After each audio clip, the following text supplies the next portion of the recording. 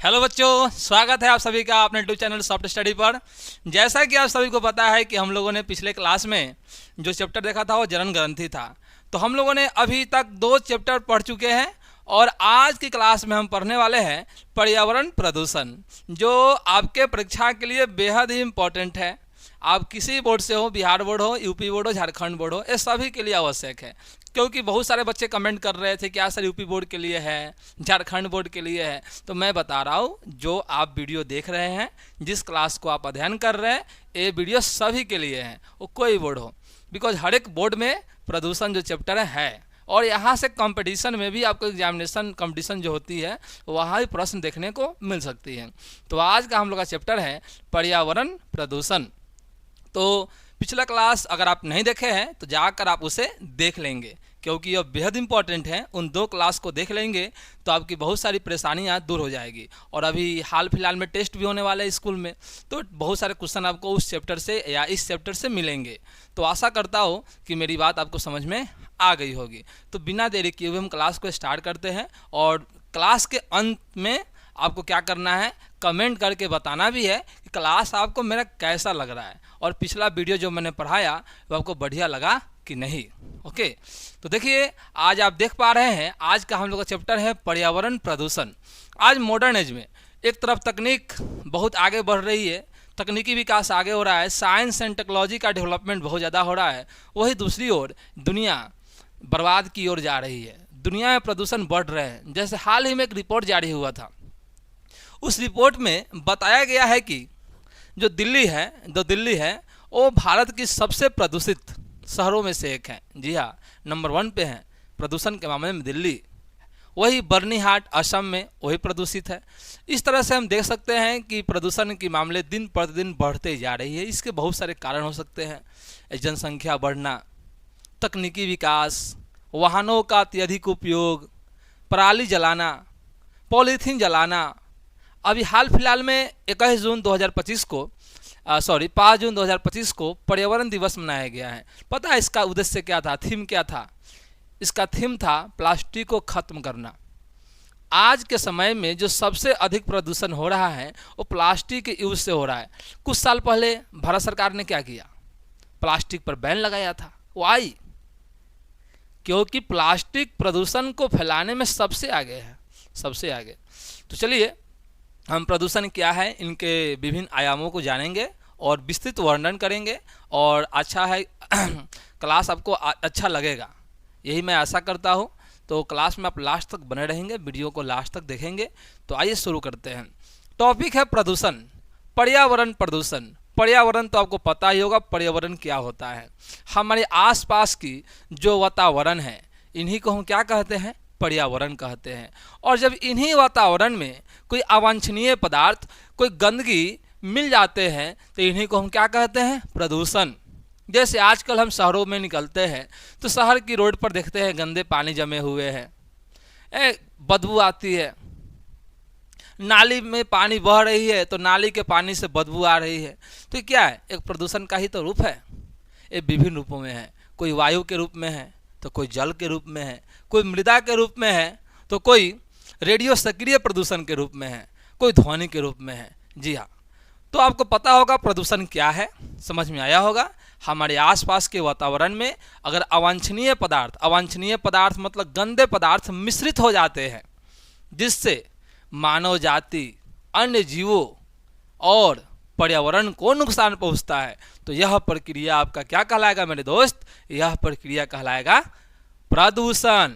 तो प्रदूषण समझ गए, पर्यावरण को दूषित होने की प्रक्रिया, पर्यावरण का दूषित होने की प्रक्रिया क्या कहलाती है, प्रदूषण कहलाती है। जिससे मानव जाति, अन्य सजीव, जानवर और हमारे पर्यावरण को, हमारे जैव विविधता को क्षति पहुंचती है, वही है प्रदूषण।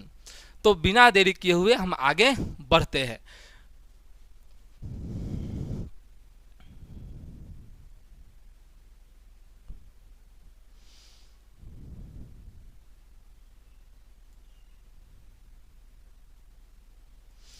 तो आज का हम लोग का टॉपिक है प्रदूषण।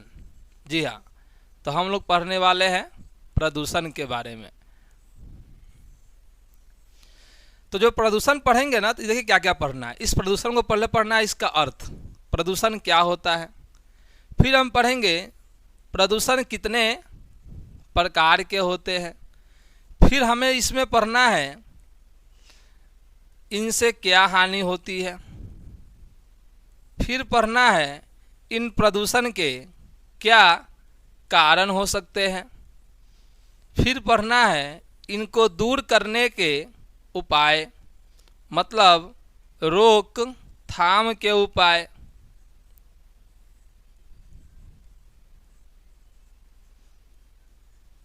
फिर हम पढ़ेंगे सरकारी प्रयास कि प्रदूषण को खत्म करने के लिए हमारी राज्य सरकार और केंद्र सरकार क्या प्रयास कर रही है। और एक और पढ़ेंगे इसमें हम गैर सरकारी प्रयास, सरकार के अलावा एक एनजीओ या अन्य प्राइवेट इंस्टीट्यूट संस्था क्या कर सकती है। तो आज की क्लास में हम इतने आयामों का वर्णन करने वाले हैं। कौन कौन चीज़ पढ़ने वाले हैं? प्रदूषण का अर्थ, प्रकार, उनसे होने वाले हानि, कारण, रोकथाम के उपाय, गैर सरकारी प्रयास और सरकारी प्रयास। और इस चैप्टर से आपके एग्जाम में 8 से 10 प्रश्न आने की संभावना होती है। ऑब्जेक्टिव सब्जेक्टिव मिला करके 8 या 10 नंबर के क्वेश्चन आने की संभावना रहती है। तो चलिए आगे बढ़ते हैं अपने विषय वस्तु की तरफ हम लोग। तो आप देख सकते हैं हमें क्या क्या पढ़ना है आज इस चैप्टर में, आप देख सकते हैं। तो इस चैप्टर में हम लोग पढ़ने वाले हैं पर्यावरण तथा इसके प्रकार। पर्यावरण प्रदूषण का अर्थ पढ़ेंगे, वायु प्रदूषण, मृदा प्रदूषण, जल प्रदूषण, ध्वनि प्रदूषण, रेडियो प्रदूषण, पर्यावरण का जनजीवन पर प्रभाव और पर्यावरण प्रदूषण की रोकथाम के उपाय। उपाय में हम सरकारी और गैर सरकारी हम दोनों पढ़ने वाले हैं। तो आशा है कि आपको टॉपिक समझ में आ गए होंगे कि आज की क्लास में हम क्या क्या अध्ययन करेंगे। ओके, पर्यावरण तथा इसके प्रकार, प्रदूषण, वायु प्रदूषण, मृदा प्रदूषण, जल प्रदूषण, ध्वनि प्रदूषण, ये सभी क्या है? ये सभी प्रदूषण के प्रकार है। और एक अन्य भी होता है, एक अन्य प्रदूषण भी होता है, आप पता ना आपको पता है कि नहीं, उसका नाम है लाइट पॉल्यूशन। क्या नाम है सर? लाइट पॉल्यूशन, जिसको हम प्यार से बोलते हैं प्रकाशीय प्रदूषण। ओके, बिकॉज ज़्यादा प्रकाश का होना भी प्रदूषण का एक कारण है, ऐसा माना गया है WHO के द्वारा। तो चलिए आगे बढ़ते हैं। तो हम लोग का टॉपिक है पर्यावरण। आइए इस पर्यावरण को हम समझते हैं। अभी हम लोगों ने बात किया था इस पर्यावरण के बारे में। देखिए जो पर्यावरण है ना, 2 शब्द से मिलके बना है, 2 शब्दों से मिलके बना है। अगर पर्यावरण को आप लिखे, ये है हमारा पर्यावरण, 2 शब्द है। अगर इसका हम विच्छेद करें तो 2 शब्द आ रहा है, एक है परि और एक है आवरण। क्या है सर? एक है परि और एक है आवरण। देखिए तो पर्यावरण 2 शब्द से मिलकर बना है, परि तथा आवरण। परि शब्द से तात्पर्य है ढके हुए, परि का अर्थ क्या होता है? ढके हुए। और आवरण से तात्पर्य है परिवेश। ओके, परि शब्द से तात्पर्य है ढके हुए तथा आवरण शब्द से तात्पर्य है परिवेश। इस प्रकार पर्यावरण का अर्थ हुआ चारों ओर से ढके हुए या घेरे हुए परिसर अथवा वातावरण। आपको इतना याद रखना है, पर्यावरण का अर्थ होता है हमारे आसपास का वातावरण जिससे हम घिरे हुए हैं, आसपास का वातावरण जिससे हम घिरे हुए हैं, उसे ही हम कहते हैं पर्यावरण। याद रखिएगा, अर्थात मानव को चारों ओर से घेरे हुए जो है उन्हीं को हम क्या मानते हैं? पर्यावरण। एक बात आपको याद रखना है, मानव के अतिरिक्त इस जगत में जो विद्यमान है वो सब पर्यावरण है। मानव के अतिरिक्त इस जगत में जो भी है वो सभी किसके पार्ट है? पर्यावरण के पार्ट है। देखिए एक भूगोलविद है जिसबर्ट द्वारा इस तथ्य को इन शब्दों में स्पष्ट किया गया है, पर्यावरण वह है जो एक वस्तु को चारों ओर से घेरे हुए है तथा उस पर प्रत्यक्ष प्रभाव डालता है। बिल्कुल, पर्यावरण का प्रभाव हम लोगों को पड़ता है कि नहीं पड़ता है? पड़ता है। और हमारे आसपास जो भी चीज़ है हमको घेर के रखे हुए हैं, तो इस वातावरण को ही हम क्या नाम देते हैं? पर्यावरण नाम देते हैं। आपको थोड़ा सा याद रखना है मेरे भाई, ठीक है? आपको थोड़ा सा क्या करना है? याद रखना है। चलिए, और यहाँ थोड़ा उल्टा लिखा गया है, ठीक है? यहाँ परि का अर्थ होगा परिवेश और आवरण का अर्थ होगा ढका हुआ। परि का अर्थ क्या होगा यहाँ पे? परि का अर्थ होगा परिवेश, ध्यान रखिएगा।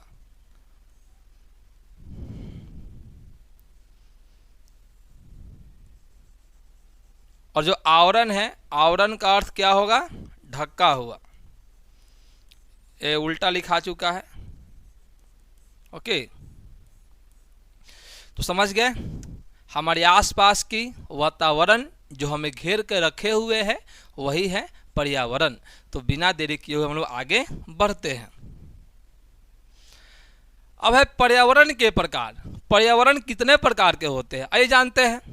तो पर्यावरण को मुख्यतः दो श्रेणियों में बांटा गया है। एक है प्राकृतिक पर्यावरण और एक होता है मानव निर्मित पर्यावरण। एक होता है प्राकृतिक पर्यावरण और एक होता है मानव निर्मित पर्यावरण। तो चलिए पढ़ते आगे। यह वह पर्यावरण है जो प्रकृति द्वारा स्वयं निर्मित हो, नाम में ही है प्राकृतिक पर्यावरण। तो वैसा पर्यावरण जो प्रकृति द्वारा निर्मित है उसे हम क्या नाम देंगे? उसे हम नाम देंगे प्राकृतिक पर्यावरण।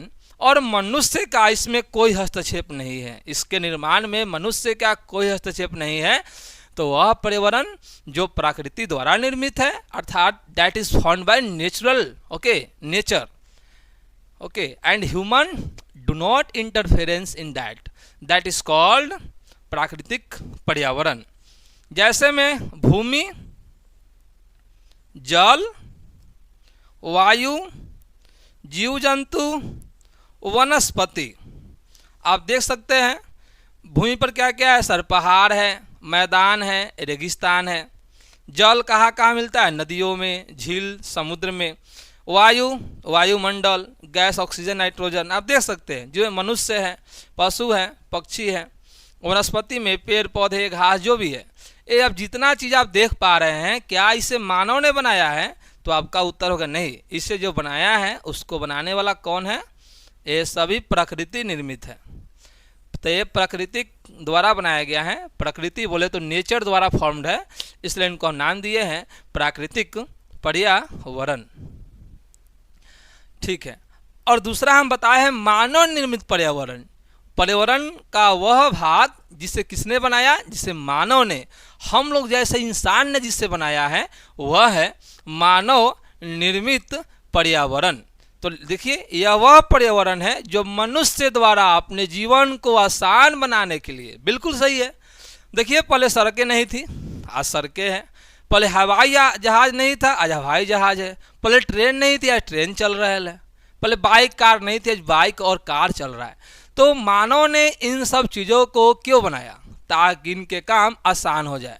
जिस डिजिटल बोर्ड पे हम पढ़ा रहे हैं पहले था क्या? नहीं।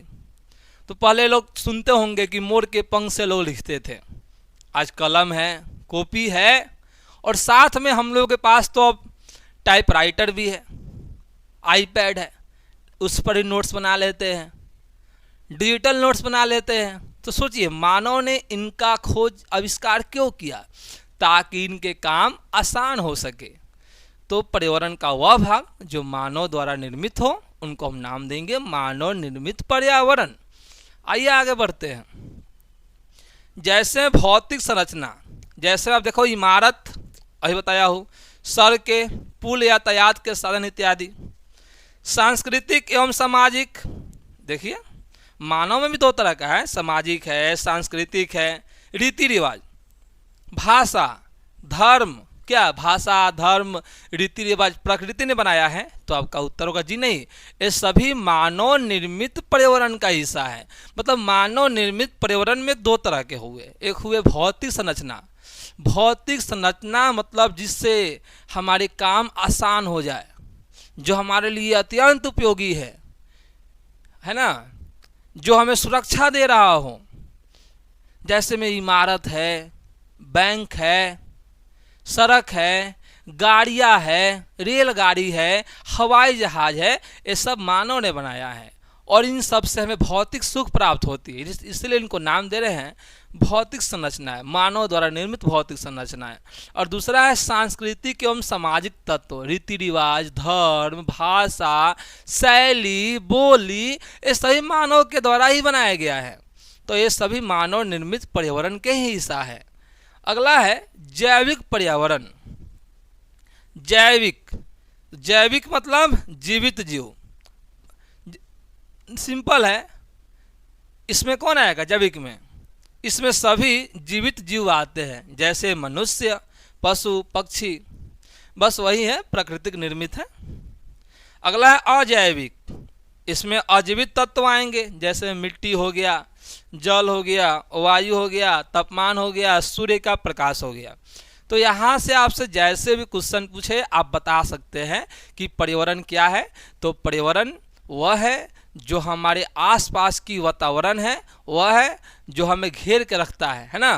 पर्यावरण वह है जो हमारे आसपास की वातावरण जो हमें घेर के रखता है, वही पर्यावरण है। तो आपको समझ में आ गया होगा। पर्यावरण मतलब परि प्लस आवरण। परि मतलब होता है परिवेश और आवरण मतलब होता है ढका हुआ। हमारे आसपास को जो ढक के रख रहा है, हमें जो चारों ओर से जो ढका हुआ है, वही पर्यावरण है। मानव के अतिरिक्त जितने भी जीव उपलब्ध है, जितने भी सजीव निर्जीव सभी यहाँ उपलब्ध है, सही पर्यावरण के ही भाग है। आइए आगे बढ़ते हैं। तो हम लोग का जो टॉपिक है, आप चैप्टर देख पा रहे हैं, चैप्टर है पर्यावरण प्रदूषण। तो आइए हम जानते हैं पर्यावरण प्रदूषण क्या है। अभी हम कुछ देर पहले बताए हैं प्रदूषण क्या होता है। तो पर्यावरण प्रदूषण का अर्थ है हमारे आसपास के वातावरण, जैसे हवा, पानी, मिट्टी, ध्वनि में हानिकारक तत्व जैसे रासायनिक पदार्थ, धुआं, प्लास्टिक, शोर मतलब हल्ला गुल्ला का इस हद तक मिल जाना कि वह जीवों के लिए हानिकारक हो जाए। बिल्कुल सही बात है सर। अगर हमारे पर्यावरण में आसपास के वातावरण जैसे हवा, पानी, मिट्टी, वायुमंडल, अगर इन सब में गंदे पदार्थ मिल जाते हैं, शीशे के टुकड़े मिल जाते हैं, शोरगुल उत्पन्न हो जाते हैं, प्रदूषण फैलता है, तो इसी को हम नाम देते हैं पर्यावरणीय प्रदूषण। गंदगी फैले और इनसे बताइए हमें, जानवरों को और जैव विविधता को हानि होता है कि लाभ होता है? तो आपका उत्तर होगा सर इन्हें हानि होता है, लाभ नहीं होता है। क्या होता है? हानि होता है। यह प्राकृतिक संतुलन को बिगाड़ता है और मानव, पशु, पक्षी, पेड़ पौधे को स्वास्थ्य को नुकसान पहुंचाता है। बिल्कुल सही बात है। देखिए यहाँ कितना भीड़ भड़का है। यहाँ कौन प्रदूषण होगा सर? माइक है, हॉर्न है, तो सर यहाँ ध्वनि प्रदूषण होगा। ये देखिए शहर में प्रतिदिन गाड़ियाँ चलती है, तो यहाँ भी सर ध्वनि प्रदूषण होगा। और ध्वनि तो होगा ही, साथ में वायु प्रदूषण भी होगा। बिकॉज को पता है जब गाड़ियाँ चलती है तो पेट्रोल डीजल जलते हैं, और यदि ये जलते हैं तो NO2, SO2, CO इत्यादि गैसें निकलती है जो विषैली होती है, और ये हमारे शरीर में जा कर के हमें हानि पहुंचाती है।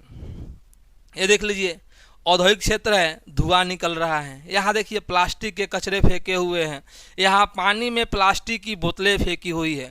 तो आप देख पा रहे हैं कि किसी न किसी कारण से हमारा पर्यावरण प्रदूषित हो रहा है, और वह हर समय हो रहा है। हम कुछ भी कर रहे हैं तो पर्यावरण हमारा प्रदूषित हो रहा है, बस आपको पता नहीं चलता होगा। लेकिन हम लोगों की जवाबदेही है कि इसे स्वस्थ और सुरक्षित बनाए रखें। अगर हमारा पर्यावरण स्वच्छ नहीं रहेगा, स्वस्थ नहीं रहेगा, तो यकीन मानिए हम लोग भी स्वस्थ नहीं रहेंगे, है ना। मतलब healthy environment then healthy life. If environment will not healthy then life will be empty, खत्म हो जाएगा एक दिन। आजकल देख रहे हैं किसी बड़े बड़े शहरों में लोगों को कैंसर हो रहे हैं, उनके ब्लड में माइक्रोप्लास्टिक निकल जा रहे हैं और वह कैंसर का रूप ले रहा है। तो ये इनका सभी कारण है प्रदूषण। तो हम लोग को आगे बढ़ना होगा, आगे आना होगा, और इस प्रदूषण की जो आयाम है उसको समझकर इन्हें खत्म करने में योगदान देना होगा। तब जाके आने वाले 2070 में आपको पता है नेट जीरो इमिशन टारगेट रखा गया है, नेट जीरो कार्बन इमिशन। कब? 2070 भारत सरकार ने रखा है कि अगर 2070 तक कार्बन की इमिशन 0% कर देना है, तो इसको पूरा करने के लिए हम सही भारतवासी को क्या करना होगा? सामने आना होगा, ताकि भारत सरकार अपनी इस मुहिम को जो अपनाई है उसको पूर्ण रूप से सुनिश्चित कर सके, उससे पूर्ण रूप से प्राप्त कर सके। तो प्रदूषण समझ में आ गया होगा। हमारे वातावरण में अवांछनीय पदार्थ जैसे रासायनिक पदार्थ, धुआं, प्लास्टिक, शोरगुल इत्यादि का मिल जाना ही प्रदूषण कहलाता है। इससे मानव जाति, पशु, पक्षी, पेड़ पौधे, वनस्पतियाँ और जलीय जीव सभी को हानि पहुँचता है। तो आशा है कि यह टॉपिक आपको समझ में आया होगा। आगे बढ़ते हैं हम लोग। आगे है पर्यावरण प्रदूषण के प्रकार। तो कुछ देर पहले बात किए हैं पर्यावरण प्रदूषण के प्रकार। तो देखिए, अगर हम बात करें तो मुख्य रूप से 4 प्रकार के ही होते हैं, मुख्य रूप से 4 प्रकार के ही होते हैं। लेकिन आपके होम साइंस में 5 प्रकार के प्रदूषण की बात करेंगे। एक आपका है वायु प्रदूषण, दूसरा है जल प्रदूषण, तीसरा है मृदा प्रदूषण या भूमि प्रदूषण, और चौथा है ध्वनि प्रदूषण, पांचवा है रेडियो सक्रिय प्रदूषण। क्या है सर? रेडियो सक्रिय प्रदूषण। एक और होता है, आपको बताया हूं मैं, प्रकाशिक प्रदूषण। तो प्रदूषण कितने प्रकार के होते हैं आपको याद हो गए होंगे कि प्रदूषण के आपके क्लास में मुख्य रूप से 4 प्रकार के होते हैं। लेकिन एक और है रेडियो सक्रिय प्रदूषण। ऐसे एग्जाम में आपसे नहीं पूछेगा प्रदूषण कितने प्रकार के होते हैं। हाँ, भूगोल में पूछ सकता है प्रदूषण कितने प्रकार के हैं, तो 4। लेकिन यहाँ हम बात करें तो एक और होता है रेडियो सक्रिय प्रदूषण। तो यहाँ आपसे संख्या नहीं पूछेंगे, यहाँ पूछेंगे वायु प्रदूषण क्या है, क्या कारण है, हानि क्या है, उन्हें दूर करने के उपाय। तो हमें इन 4 चीज़ों को पढ़ना है। पहले उसका पढ़ना है परिभाषा, दूसरा पढ़ना है कारण, तीसरा पढ़ना है हानिकारक प्रभाव, और चौथा पढ़ना है दूर करने के उपाय। तो यही हम लोग को चैप्टर में मुख्य रूप से पढ़ना है। और एग्जाम में द्वितीय क्वेश्चन एक बनता है हर एक साल। जो प्रदूषण चैप्टर है, ये जल प्रदूषण हो तब, वायु प्रदूषण हो तब, एक क्वेश्चन एग्जाम में बनेंगे, ग्रांटेड है 5 नंबर। और ऑब्जेक्टिव में 3 से 4 क्वेश्चन रहते हैं, और लघुत्तरीय में 1 या 2 क्वेश्चन रहते हैं। तो आशा करते हैं कि ये टॉपिक जो मैं बता रहा हूँ आपको समझ में आ रहे होंगे। आगे बढ़ते हैं। तो वायु प्रदूषण पर्यावरण प्रदूषण के प्रकार। तो पहला है वायु प्रदूषण, दूसरा है जल प्रदूषण, तीसरा मृदा प्रदूषण, चौथा ध्वनि प्रदूषण, फिर है प्रकाश प्रदूषण, और एक छठा है रेडियो सक्रिय प्रदूषण। वायु प्रदूषण क्या होता है सर? अगर हवा में धूलकण, धुआं, CO2, कार्बन मोनोऑक्साइड, SO2, अगर ऐसे विषैले गैस अगर वायु में मिल जाते हैं, धूलकण हो गया, धुआं हो गया, CO2 हो गया, carbon monoxide CO, sulphur dioxide SO2, nitrous oxide nitrogen dioxide, अगर NO2 बोल सकते हैं, अगर ऐसी गैसें वायुमंडल में मिलती है तो इनको हम नाम देते हैं वायु प्रदूषण। और वायु प्रदूषण को फैलाने वाले 2 मुख्य कारक हैं। एक है आपका फैक्ट्रियों से निकलने वाला धुआं। देखिए, फैक्ट्री जब चलता है ना, जैसे चिमनी है, अगर चिमनी चल रहा है इस तरह से, तो चिमनी से जो धुआं निकलता है मेरे भाई, इस धुआं में 2 तरह गैस है। एक है SO2 और एक है NO2, मतलब एक सल्फर का ऑक्साइड है और एक नाइट्रोजन का ऑक्साइड है। ध्यान रखना, फैक्ट्रियों से जो गैस निकलती है, विषैली गैस निकलती है, उसमें सल्फर के ऑक्साइड और नाइट्रोजन के ऑक्साइड होते हैं, और ये वायु प्रदूषण फैलाने वाले मुख्य कारकों में से एक है। और अम्ल वर्षा का आप नाम सुने होंगे, अम्ल वर्षा भी इन दोनों के कारण ही होता है। सल्फर ऑक्साइड और नाइट्रोजन के ऑक्साइड के कारण ही अम्ल वर्षा होता है। ये बात करते हैं। अगला है गाड़ियों का धुआं। गाड़ी से जब धुआं निकलता है, आप देखिएगा बाइक चलाते हैं तो धुआं, अब तो गाड़ी में नहीं निकल रहा है क्योंकि अभी इंजन जो आया उसका नाम है BS6। क्या होता है आगे आपको हम बताएंगे, व्हाट इज BS6। अब के जो गाड़ियों में है धुआं नहीं निकलता है। देखो, धुआं कब निकलता है? कोई भी चीज़ से धुआं तब निकलेगा ब्लैक कलर का जब ईंधन का पूर्ण दहन नहीं होगा। ध्यान रखिएगा, अगर ईंधन का, जिस ईंधन का प्रयोग कर रहे हैं गाड़ियों में, पेट्रोल डीजल कुछ भी, अगर पूर्ण रूप से उनका दहन नहीं हुआ इंजन में तो धुआं निकलेगा और काला धुआं निकलेगा। और जब पूर्ण रूप से किसी चीज़ का जलन दहन नहीं होता है तो जो गैस निकलता है इसको आप लिख सकते हैं, अगर पूर्ण दहन हुआ, ध्यान रखिएगा, अगर पूर्ण दहन हुआ तो जो गैस निकलेगा वो निकलेगा CO2, और ये उतना हानिकारक नहीं है। लेकिन अगर दहन क्या हुआ, अगर अपूर्ण दहन हुआ तो अपूर्ण दहन में जो गैस निकलता है उसको बोलते हैं CO, कार्बन मोनोऑक्साइड। एगो कार्बन इसलिए हम बोल रहे हैं कार्बन मोनोऑक्साइड, इसको आप लिख सकते हैं। अगर पूर्ण दहन होगा तो CO2, और यदि अपूर्ण दहन होगा तो CO। तो आपसे क्वेश्चन में पूछा जाता है गाड़ियों का जो धुआं है उसमें कौन सा गैस होता है, तो आपका उत्तर होगा CO, या ऑप्शन में कभी कभी मिलेगा कार्बन मोनोऑक्साइड। तो आपको थोड़ा सा याद रखना है। आगे बढ़ते हैं। अगला है जल प्रदूषण। तो नदियों, झीलों, समुद्रों आदि में गंदगी और रसायनों का मिलना। आजकल आप देख पा रहे हैं जितने भी उद्योगीय भूगोल में पढ़े होंगे, उद्योग को प्रभावित करने वाले कारक में आप पढ़े होंगे, क्या जल की उपलब्धता, मतलब उद्योग वहाँ लगाते हैं जहाँ जल है। तो आप देख रहे हैं उद्योगों में जो कचरे निकलते हैं, उन गर्म पानियाँ निकलती है, उनको बिना साफ किए हुए, बिना ठंडा किए हुए, बिना फिल्टर किए हुए कहाँ डाल दिया जा रहा है, नदियों में डाल दिया जा रहा है। तो इससे हानि क्या हो रहा है, और जब नदी में गंदा पानी जाएगा, प्लास्टिक उसमें है, गंदगी है, और जलीय जीव उसका क्या करेंगे, सेवन करेंगे, उनके शरीर में जाएगा और एक समय आएगा वो मर जाएंगे, और जब मरेंगे तो अंदर ही अंदर सड़ेंगे, और सड़ने से क्या होगा, जल प्रदूषित हो जाएगा। देखो कारखानों में गंदा पानी सीधे नदियों में छोड़ना। अब मोकामा का नाम सुने होंगे, बिहार में है ना, चमड़ा का फैक्ट्री है, चमड़ा का जो होता है ना, चमड़े का जूता, वो चमड़ा कारखाना है, फेमस है। और वहाँ से प्रतिदिन लाखों लीटर पानी गंगा जी में गंदगी में फेंका जा रहा है। सोचिए, गंदा पानी को गंगा जी में क्या किया जा रहा है, बहाया जा रहा है। तो आप सुने भी होंगे हमारी भारत सरकार की योजना लाई है, नमामि गंगे कार्यक्रम। नमामि गंगे कार्यक्रम गंगा नदी की सफाई के लिए, गंगा नदी के आसपास पर्यटन को विकसित करने के लिए। तो आगे हम बात करेंगे इन सब चीज़ों पर। अभी आप समझ गए होंगे वायु प्रदूषण क्या है, कैसे होता है, जल प्रदूषण क्या है, कैसे होता है। अब है मृदा प्रदूषण।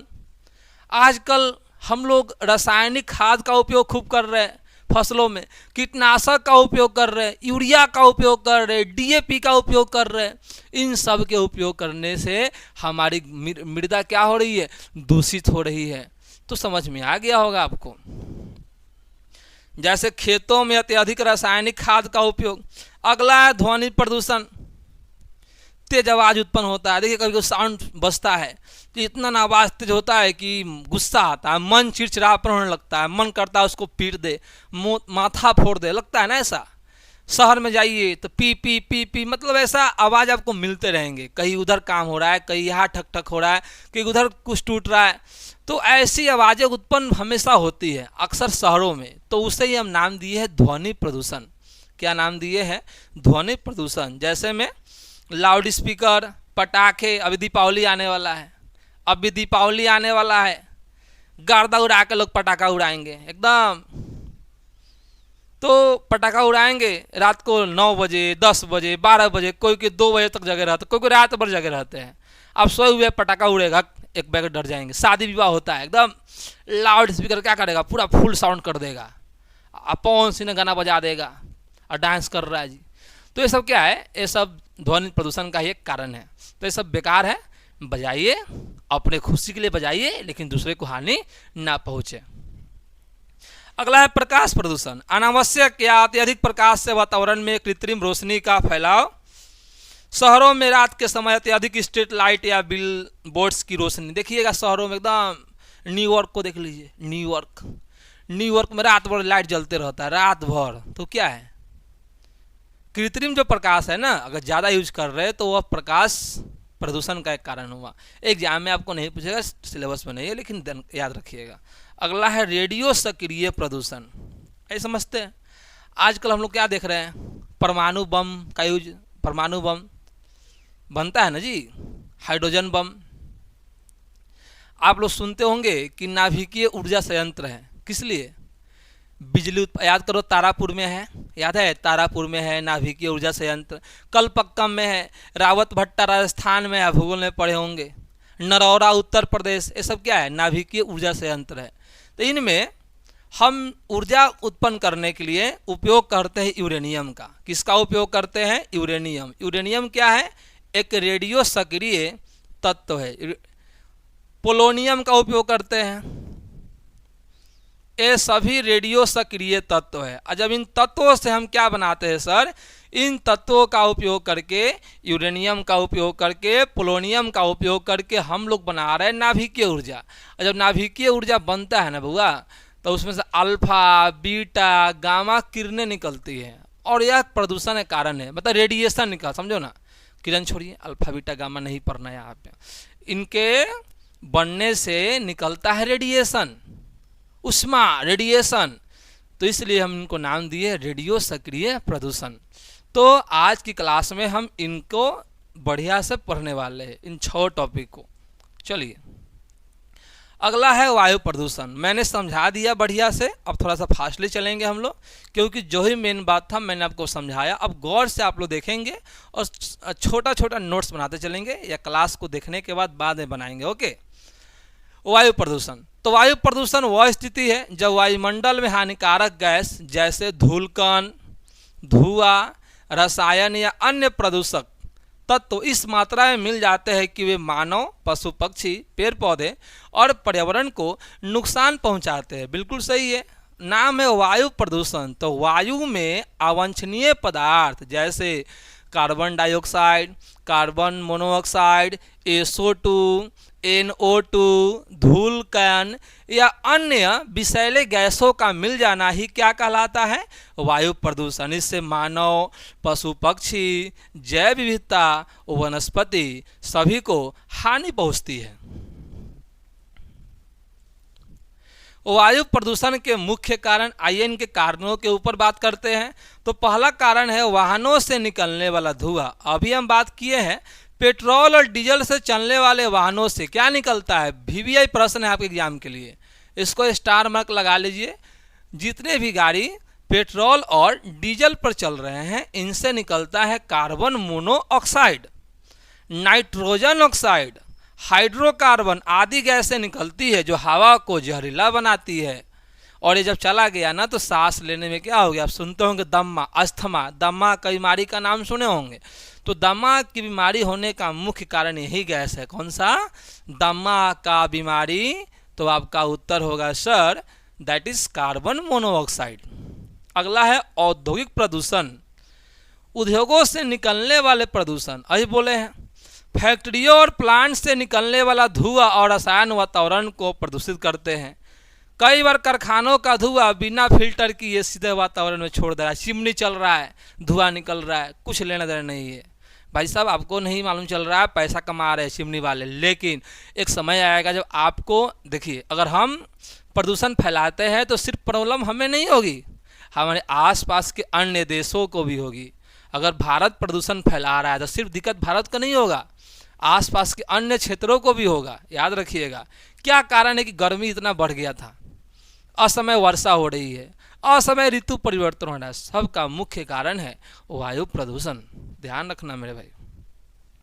अगला है कचरा और पराली जलाना। आजकल देखिए, इन दो के अलावा, एक तो वाहन से निकलने वाले धुआं और प्रदूषण औद्योगिक वाला, इनके अलावा भी कचरा और पराली। पराली क्या होता है, एक शब्द यहाँ लिखा है पराली।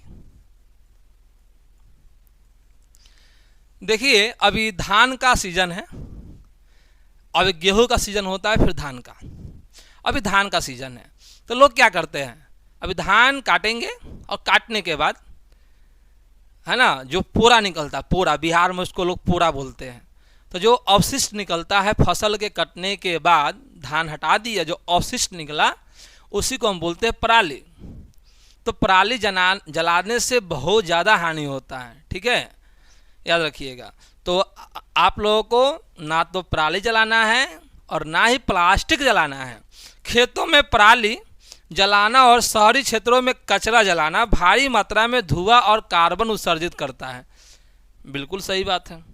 अगला है घरेलू और रासायनिक उत्पादों का उपयोग। घरेलू गैस, एरोसॉल के स्प्रे, हम लोग जो स्प्रे लगाते हैं एकदम सेंट मार लिए, हम लोग जो पेंट यूज करते हैं, परफ्यूम, कीटनाशक आदि से भी कार्बनिक यौगिक निकलते हैं। जो आप स्प्रे यूज कर रहे हैं, परफ्यूम यूज कर रहे हैं, शादी विवाह में जो पेंट कर रहे हैं, पेंट कितना महकता है, तो इन सभी से प्रदूषण निकल रहे हैं, दैट इज कॉल्ड वायु प्रदूषण।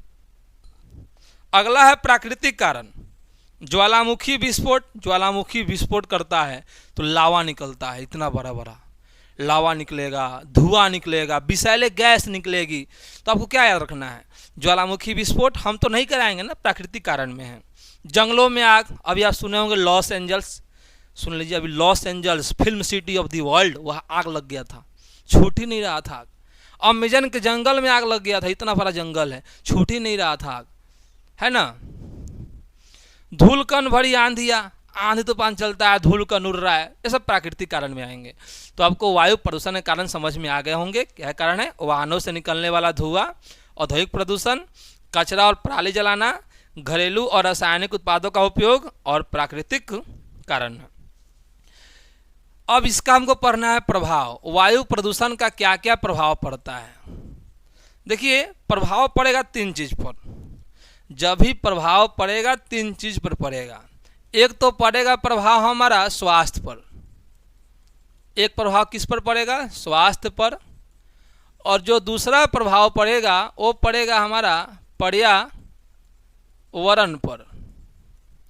और जो तीसरा प्रभाव पड़ेगा वो पड़ेगा जैव विविधता, जहाँ वनस्पतियाँ है, पेड़ पौधे है, सब चीज़ है, जैव विविधता, विविधता। तो इन तीनों पर प्रदूषण का प्रभाव पड़ता है। तो पहला है स्वास्थ्य पर प्रभाव। देखिए दम्मा, अभी बात किए हैं, इस एग्जाम में क्वेश्चन भी आता है, इनमें से कौन वायु प्रदूषित रोग है, जल प्रदूषित रोग है, तो थोड़ा ध्यान से देखिएगा, एग्जाम में क्वेश्चन आया हुआ है। तो स्वास्थ्य पर प्रभाव, दम्मा हो गया, ब्रोंकाइटिस, खांसी, सिर दर्द, आँखों में जलन, लंग कैंसर, दिल की बीमारियां, नवजात शिशुओं में जन्म दोष और कम वजन, ये सभी कारण क्या है, वायु प्रदूषण है। मुख्य रूप से आपको दमा याद रखना है, ब्रोंकाइटिस याद रखना है, खांसी याद रखना है, सिरदर्द याद रखना है, और आँखों में जलन। और लंग में पता है ना, लंग मिस क्या होता है, लंग मिस होता है फेफड़ा। तो फेफड़ा से संबंधित, श्वसन से संबंधित कोई भी रोग अगर होता है या आँखों में जलन हो रहा है, आँखों से पानी निकल रहा है, इसका मुख्य कारण है वायु प्रदूषण। अगला है पर्यावरण पर प्रभाव।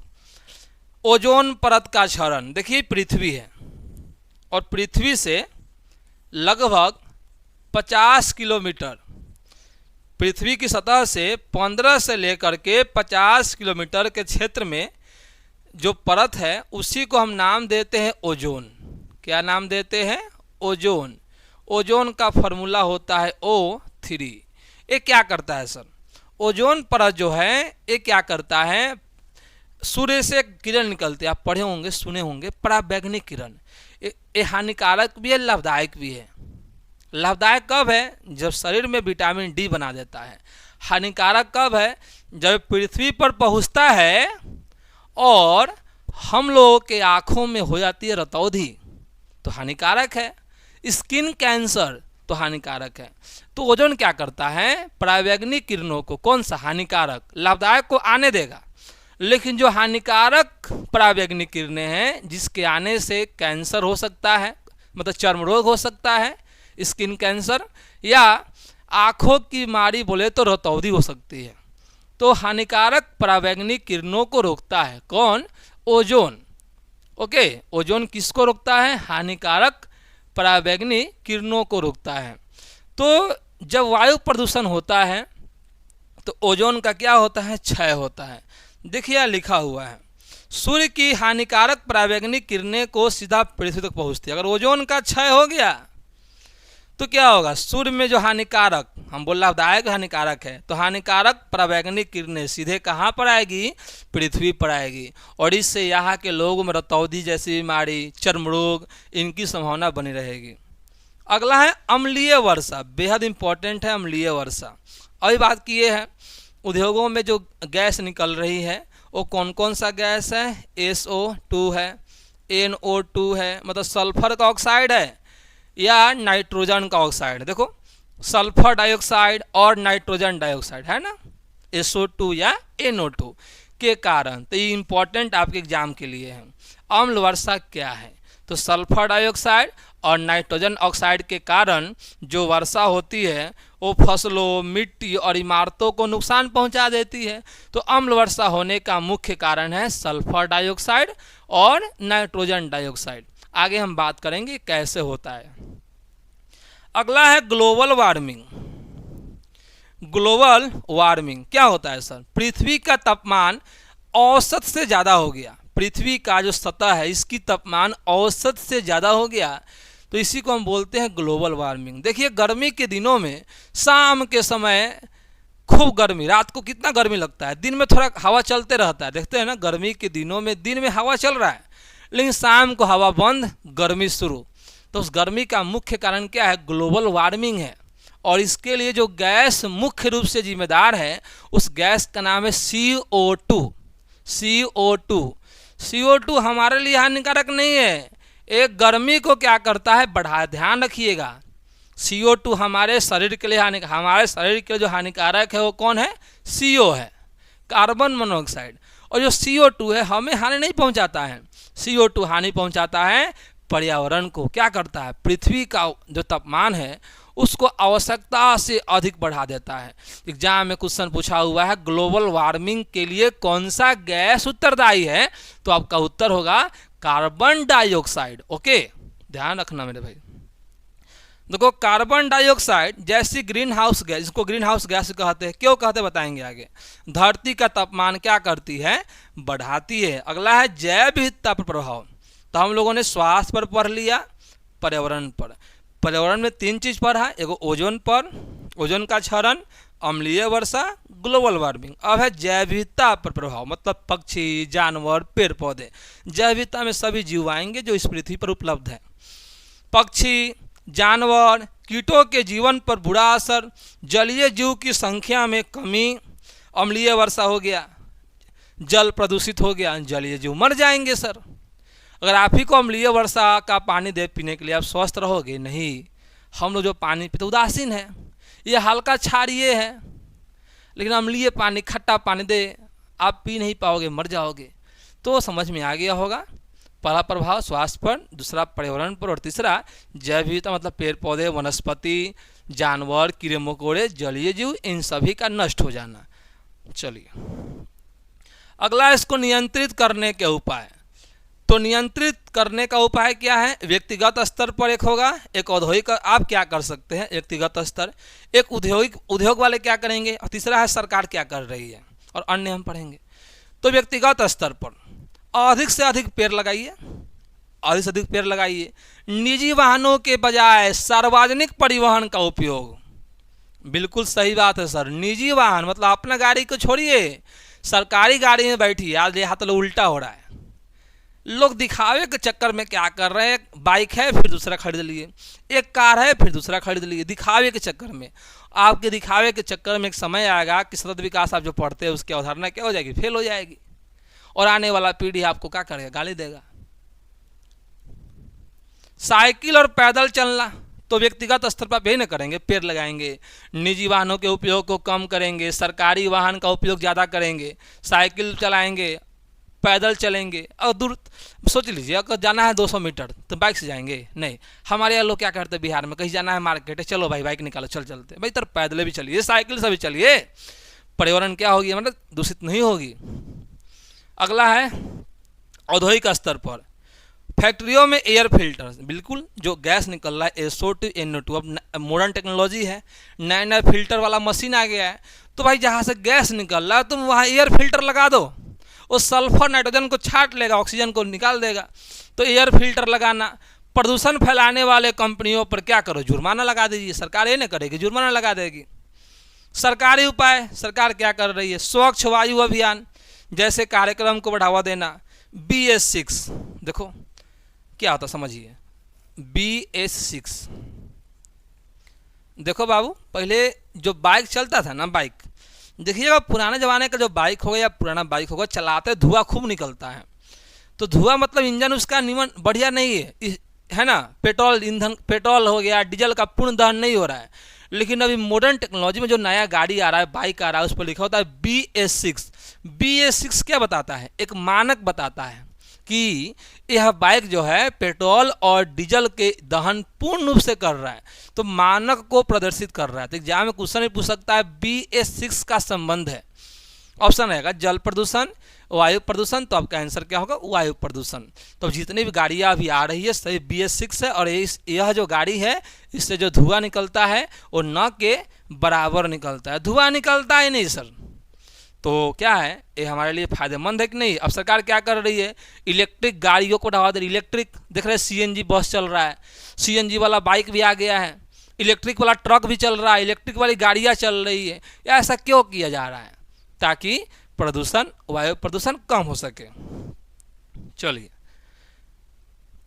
अगला है ग्रीन एनर्जी, सौर ऊर्जा, पवन ऊर्जा को बढ़ावा देना। देखिए गुजरात को देख लीजिए, राजस्थान को देख लीजिए, कर्नाटक को देख लीजिए, इस सौर ऊर्जा को क्या कर रहे हैं? बढ़ावा दे रहे हैं। भाई साहब जो हम बिजली, हमारे जो बिजली अभी हम जो यूज कर रहे हैं बिहार में या अन्य जगह पर, यह जो बिजली है कहाँ से आ रही है? कोयला जलता है, वाष्प बनता है, और उससे सोचो कोयला जलेगा तो कितना प्रदूषण निकलेगा, सोचिए। लेकिन सरकार को क्या करना है, कोयला का उपयोग ना करके अब सौर ऊर्जा, पवन ऊर्जा है ना, भूतापीय ऊर्जा, इनसे बिजली बनाना है। अर्थात इसी को नाम दें ग्रीन एनर्जी, जिससे प्रदूषित ना हो, प्रदूषण ना हो। ऊर्जा का वह रूप जो प्रदूषण नहीं फैलाता उसको हम क्या नाम देंगे? Green energy. जैसे में सौर ऊर्जा, पवन ऊर्जा, भूतापीय ऊर्जा, ज्वारीय ऊर्जा, आप पढ़े होंगे भूगोल में, है ना, इतना डेप्थ में जाने की आवश्यकता नहीं है। तो समझ में आ गया होगा वायु प्रदूषण को नियंत्रित करने के उपाय। अगला टॉपिक हम लोग का है जल प्रदूषण। क्या टॉपिक है सर? अगला टॉपिक है हम लोग का जल प्रदूषण। तो बिल्कुल वही बात, जल प्रदूषण, तो जो जल है, नदी हो, समुद्र हो, पोखरा हो, तालाब हो, किसी भी जल में गंदे पदार्थ जैसे प्लास्टिक मिल जाए, औद्योगिक कचरा मिल जाए, या घरेलू, आजकल लोग क्या करते हैं, पूजा पाठ हुआ, लो भाई जय हो गंगा मैया, सब उसी में दहा दिए। कोई आदमी मरता उड़ता है, कपड़ा ले गए नदी में फेंक दिए। कोई आदमी जिसके आप एक नाम सुने होंगे, फेमस जगह है वाराणसी में, क्या नाम है? मणिकर्णिका घाट। जी हाँ, नाम क्या है सर? मणिकर्णिका घाट। जब आप वहाँ पर जाओगे ना तो देखिएगा हजारों लाश जलते, प्रतिदिन सैकड़ों लाशें वहाँ जल रही होती है, और लाशों के जलने के बाद जो राख होते हैं उन सभी राखों को कहाँ फेंका जाता है? वाराणसी गंगा नदी में लोग बहा देते हैं। सोचिए कितनी बेकार बात है कि लाशों से उत्पन्न जो धुआं, क्या बोलते हैं उसको, राख, ऐसा उसको कहाँ फेंक रहे? नदियों में बहा रहे हैं। इतना ही नहीं, वह लोग क्या करते हैं, बहुत सारे लोग होते हैं जो लाश को नहीं जलाते हैं, सोचते हैं क्योंकि लोग लिखा गया है गरुड़ पुराण में, अगर लाश को नदी में बहा देते हैं तो उसको वैकुंठ प्राप्त होता है, स्वर्ग में चले जाते हैं। तो लोग वैकुंठ जिनवर पाप करते हैं, स्वर्ग में जाने के चक्कर में पिताजी को स्वर्ग मिलेगा, माताजी को स्वर्ग मिलेगा, उसको स्वर्ग मिलेगा, इसको स्वर्ग मिलेगा, उसके समय क्या करते हैं, लाश को ले जाते हैं, बालू में बांध करके बोरा में और उस नदी में डाल देते हैं। सोचिए उस लाश जब सड़ेगा तो कितना गंदगी बदबू देगा वो, सोचिए। तो आप समझ रहे हैं जल प्रदूषण कैसे हो रहा है।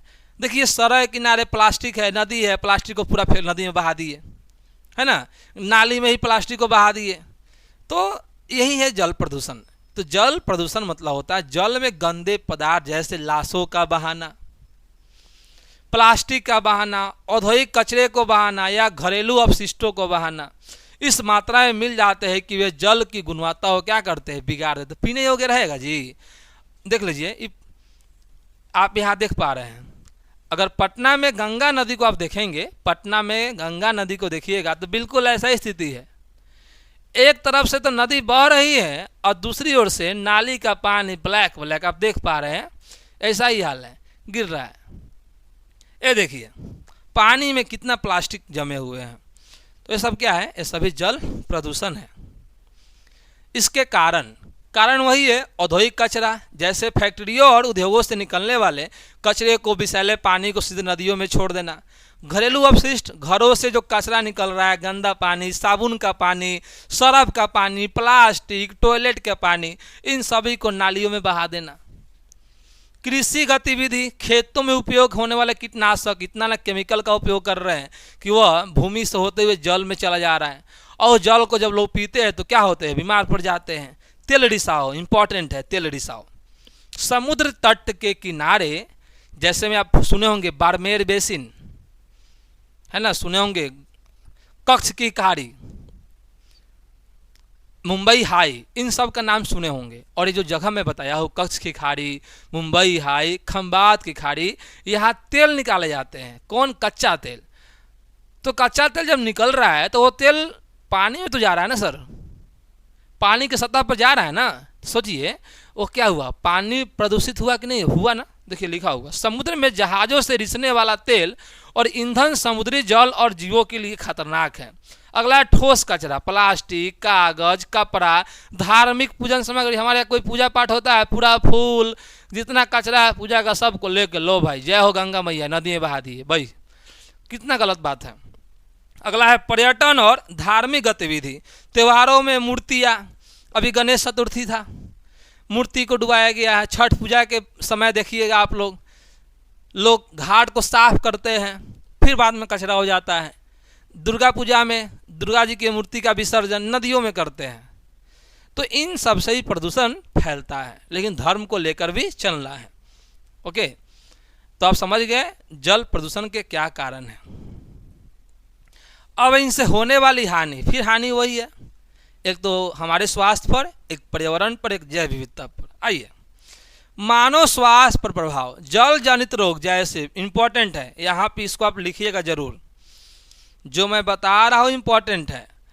मानव स्वास्थ्य पर जल, देखिए वहाँ था वायु जनित रोग, कौन कौन सा? दमा, एग्जाम में 2 नंबर में पूछे गए ऑब्जेक्टिव में, दमा, ब्रोंकाइटिस, लंग्स कैंसर, फेफड़ा कैंसर, है ना, श्वास नली में प्रॉब्लम, ये सही बीमारी है आपके लंग, वायु प्रदूषित। अब है जल प्रदूषित रोग, जैसे हैजा, नाम सुने होंगे, हैजा, टाइफाइड, डायरिया, इसको लिख लीजिएगा चारों को, हैजा,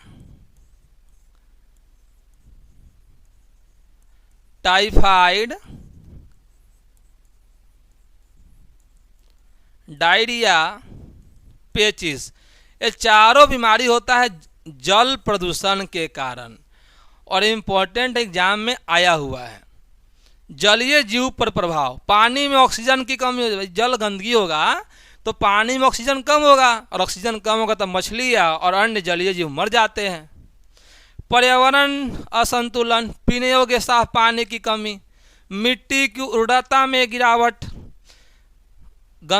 गंदगी होगा पानी में तो पीने योग्य साफ पानी मिलेगा? नहीं मिलेगा। आर्थिक प्रभाव, जितना गंदगी फैलाएंगे सरकार का उतना ही खर्च होगा उसको साफ करने में, इसलिए इतना प्रदूषण करना, इतना गंदगी फैलाना है कि मतलब उतना सामान यूज करो कि हमारा जल या अन्य जो भी कारक है प्रदूषित नहीं हो सके। जल की सफाई पर अधिकांश खर्च, मत्स्य उद्योग, पर्यटन और कृषि पर प्रतिकूल असर, सब बात है। गंदगी होगा, मछली पालन नहीं होगा, कोई घूमने आपके यहाँ आएगा? गंगा नदी को साफ क्यों किया जा रहा है? ताकि पर्यटन विकसित हो, लोग बाहर से देखने आए, घूमने आए। अगला इसको रोकने का उपाय यही है, फिर पढ़ेंगे व्यक्तिगत स्तर पर, एक होगा औद्योगिक स्तर पर, और एक होगा सरकारी सामाजिक उपाय।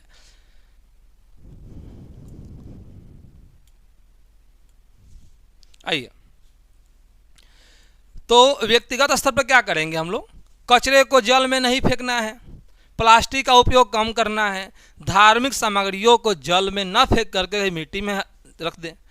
औद्योगिक में फैक्ट्रियों का गंदा पानी को शुद्ध करके छोड़ना है, ऐसे नहीं, जैसे वायु को फिल्टर करके निकालना है तो कचरा को भी शुद्ध करके, कचरा को पानी जो निकल रहा है कचरा वाला उसको शुद्ध कीजिए, फिर नदी में बहाइए। खेतों में जैविक खाद मतलब कीटनाशक का उपयोग नहीं करना है सर। अगला है सरकारी प्रयास, क्या करेगी सरकार? जल संरक्षण प्रदूषण नियंत्रण के लिए कड़े कानून बनाएंगी, जल शुद्धिकरण यंत्र लगेगा, जन जागरूकता अभियान, जैसे जल ही जीवन है चल रहा है ना, जल ही जीवन है, आप देखते होंगे लिखा हुआ, ये सरकार की मुहिम है लोगों को जागरूक करने के लिए। जल नहीं रहेगा तो जीवन भी नहीं है, समझ गए होंगे आप लोग। आइए आगे बढ़ते हैं। भारत सरकार ने जल प्रदूषण को नियंत्रित करने के लिए सरकारी प्रबंध, भारत सरकार क्या कर रही है? जल को जल प्रदूषण को रोकने के लिए। तो भारत सरकार ने जल प्रदूषण को नियंत्रित करने के लिए कई प्रयास किए हैं, जिनमें याद रखना है, जिनमें जल प्रदूषण निवारण अधिनियम 1974, याद रखिएगा, नाम ही में है जल प्रदूषण निवारण एवं नियंत्रण अधिनियम 1974। ये अधिनियम क्यों आया था सर? ये जो अधिनियम आया है ये क्यों आया था? जल प्रदूषण को रोकने के लिए। इस कानून के तहत यदि कोई उद्योग जल प्रदूषण फैला रहे हैं या जल को प्रदूषित कर रहे हैं तो उनके लिए जुर्माना लगाया गया है। बस आपको नाम याद रखना है, सरकारी प्रयास में ध्यान रखना है। उसके अलावा नमामि गंगे कार्यक्रम, अभी बताया हूँ मैं, नमामि गंगे कार्यक्रम गंगा नदी की सफाई के लिए, गंगा के आसपास पर्यटन के विकास के लिए। राष्ट्रीय नदी संरक्षण योजना और राष्ट्रीय झील संरक्षण कार्यक्रम, देखिए नदी संरक्षण और झील संरक्षण कार्यक्रम जैसी प्रमुख परियोजनाएं। और स्वच्छ भारत, पढ़े होंगे स्वच्छ भारत अभियान, पढ़े है ना, 2014 में शुरू हुआ। कब? 2 अक्टूबर 2014, याद रखिएगा, क्वेश्चन भी आई है। स्वच्छ भारत अभियान कब चालू हुआ? 2 अक्टूबर 2014। इनके माध्यम से सरकार, कौन कौन माध्यम से? जल प्रदूषण अधिनियम 1974, राष्ट्रीय नदी संरक्षण योजना, राष्ट्रीय झील संरक्षण योजना, नमामि गंगे कार्यक्रम, स्वच्छ भारत अभियान, इन सभी के तहत से सरकार क्या कर रही है? जल को प्रदूषित करने को से रोक रही है। तो सरकार की कुछ योजनाएं हैं जिनसे जल प्रदूषण को नियंत्रित किया जा रहा है। आपको सिर्फ इन योजनाओं को थोड़ा सा याद रखना है बस। आइए जान लेते हैं स्वच्छ भारत अभियान क्या है। मोस्ट वीवीआई टॉपिक, आपके परीक्षा के लिए सबसे इम्पोर्टेंट रहेगा। इसमें यदि क्वेश्चन आ गया सरकार पर्यावरण प्रदूषण को रोकने के लिए कौन कौन सी योजना चला रही, उनका वर्णन करे, तो आप बेहिचक स्वच्छ भारत अभियान का वर्णन कर सकते हैं। यह भारत सरकार, राज्य सरकार नहीं, भारत सरकार द्वारा आरंभ किया गया था। यह एक राष्ट्रीय स्तर का अभियान है जिसका उद्देश्य गलियों, सड़कों तथा अधोसंरचना को साफ सुथरा करना और कूड़ा साफ रखना है। यह अभियान 2 अक्टूबर 2014 को आरंभ किया गया था। ध्यान रखिए, सिंपल है, स्वच्छ भारत अभियान प्रधानमंत्री नरेंद्र मोदी द्वारा 2 अक्टूबर 2014 को कौन चालू किए? नरेंद्र मोदी, 2 अक्टूबर 2014। क्यों? क्योंकि उस दिन गांधी जयंती होता है और गांधी का सपना था, आप सुने होंगे, पढ़े होंगे, स्वच्छता से सत्याग्रह, स्वच्छता से सत्याग्रह। तो गांधी तो पूरा नहीं कर पाए, लेकिन गांधी की सोच को पूरा करने के लिए, गांधी जी की सोच को पूरा करने के लिए प्रधानमंत्री नरेंद्र दामोदर दास मोदी ने इस मुहिम को चलाया जिसका नाम है स्वच्छ भारत अभियान। कब शुरू हुआ? 2 अक्टूबर 2014 को। उद्देश्य क्या है? गलियों, सड़कों और अन्य जगहों को साफ सुथरा रखना है। राष्ट्रपिता महात्मा गांधी ने देश को दास्ता से मुक्त कराया, परंतु स्वच्छ भारत का उनका सपना पूरा नहीं हुआ। बोले ना, उनका सपना था स्वच्छ भारत, जो पूरा नहीं हो पाया, उसी को पूरा कर रहे हैं कौन? मोदी। महात्मा गांधी ने अपने आसपास के लोगों को स्वच्छता बनाए रखने संबंधी शिक्षा प्रदान कर राष्ट्र को एक उत्कृष्ट संदेश दिया। सामुदायिक शौचालय के निर्माण के माध्यम से खुले में शौच की समस्या को कम करना या समाप्त करना, इसका एक उद्देश्य क्या है? मुख्य रूप से बोला जाए तो इसका मुख्य उद्देश्य है सार्वजनिक शौचालय बनाना है या निजी शौचालय बनाना है और खुले में शौच से क्या करना है? मुक्त करना है। स्वच्छ भारत मिशन विसर्जन उपयोग की निगरानी के जवाबदेह तंत्र को स्थापित करने की एक पहल। सरकार ने 2 अक्टूबर 2019 महात्मा गांधी के जन्म की 150वीं वर्षगांठ तक ग्रामीण भारत में 1.96 करोड़ लाख रुपये की अनुमानित लागत से 1.2 करोड़ शौचालय का निर्माण करके खुले में शौच मुक्त भारत को हासिल करने का लक्ष्य रखा। ये है क्या? सरकार ने लक्ष्य रखा था, शुरू हुआ 2 अक्टूबर 2014 को, सरकार ने लक्ष्य रखा कि 2 अक्टूबर 2019 तक पूरे भारत को हम क्या कर देंगे?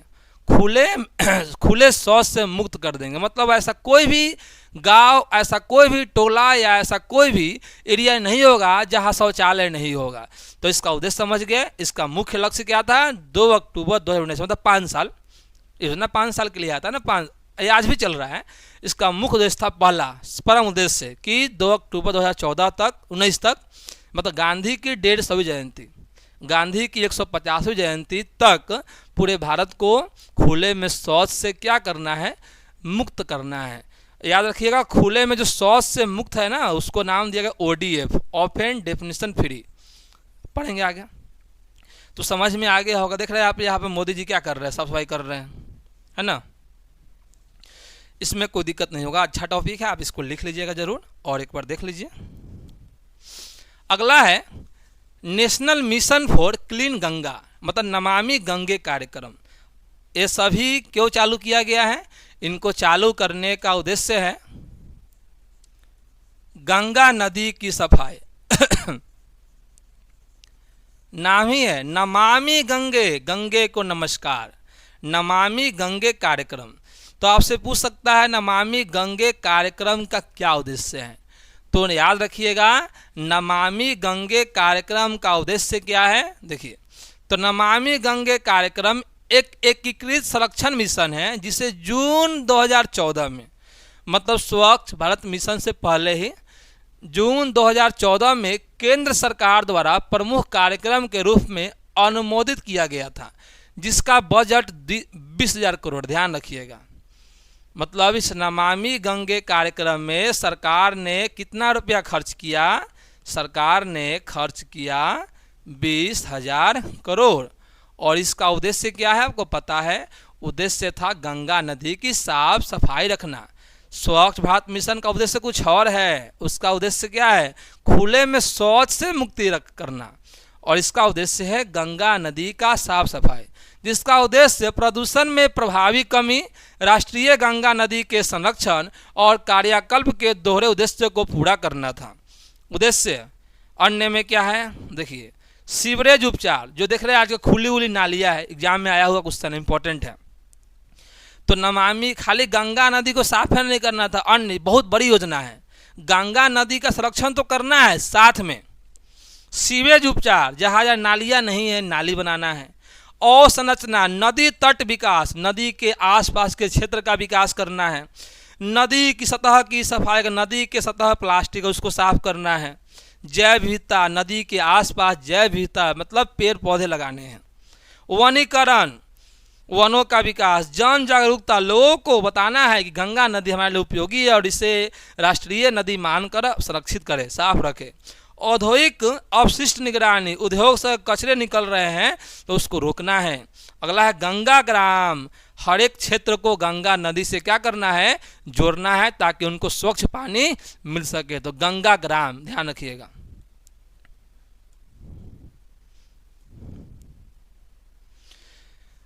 अगला हम लोग का तीसरा है। तो हम लोगों ने क्या क्या पढ़ लिया? हम लोगों ने पढ़ लिया वायु प्रदूषण, हम लोगों ने पढ़ लिया जल प्रदूषण, और हम लोग का जो तीसरा हम लोग का क्या है? मृदा प्रदूषण। तो वही है, अगर मिट्टी में कचरा मिल जाए, प्लास्टिक मिल जाए, अन्य हानिकारक धातु जैसे लेड, पड़े होंगे शीशा, शीशा अगर मिल गया, शीशा याद रखिएगा, शीशा जो है प्रदूषक है। जो शीशा यूज करते हो प्रदूषक, इसको लेड बोलते हैं, आप समझे होंगे। या अन्य अवांछनीय तत्व मिल जाते हैं जिससे मिट्टी की प्राकृतिक गुणवत्ता और फर्टिलिटी पावर नष्ट हो जाती है। वही समझ, सिंपल बात है। यदि मिट्टी में लेड, कचरा, कीटनाशक या अन्य गंदे पदार्थ मिल जाते हैं तो मिट्टी की गुणवत्ता खत्म हो जाती है और उसकी उर्वरा शक्ति क्या हो जाती है? नष्ट हो जाती है। तो उसको ही हम नाम देंगे, क्या नाम देंगे? मृदा प्रदूषण। जैसे में आप सभी लोग देख सकते हैं, ये ऊपर में फसल है और इस मिट्टी में नीचे प्लास्टिक दबे हुए हैं। सोचिए, इस मिट्टी में नीचे प्लास्टिक है, ऊपर फसल लगा दी, क्या ये फसल कभी होगा? नहीं होगा सर। ये जम चुका है लेकिन ये विकसित नहीं होगा। यहाँ देखिए, मिट्टी में कचरा को क्या कर रहे हैं लोग? फेंक दे रहे हैं। इसलिए बोला जाता है प्लास्टिक का उपयोग कम करना है और कचरे को यत्र तत्र नहीं फेंकना है, उसको उचित स्थान पर रखना है। गीला कचरा अलग और सूखा कचरा अलग। आप पढ़े होंगे नीला डस्टबिन, हरा डस्टबिन, है ना। चलिए हम पढ़ाएंगे आगे। इसके कारण क्या समझते हैं? कारण रासायनिक उर्वरकों और कीटनाशकों का उपयोग। देख रहे हैं आज लोग मिट्टी में खेती कर रहे हैं, एकदम बेहिचक लोग क्या करते हैं? बेहिचक लोग कीटनाशक का उपयोग, जिसमें आजकल लोग यूरिया उपयोग कर रहे हैं। यूरिया हो गया, DAP हो गया, थाइमस हो गया, ये सब केमिकल है और इनका उपयोग लोग कर रहे हैं खेतों में ताकि फसल अधिक से अधिक पैदावार उत्पन्न करें। तो खेतों में अत्यधिक फसल उगाने के लिए किसान रासायनिक खाद और कीटनाशकों का उपयोग करते हैं।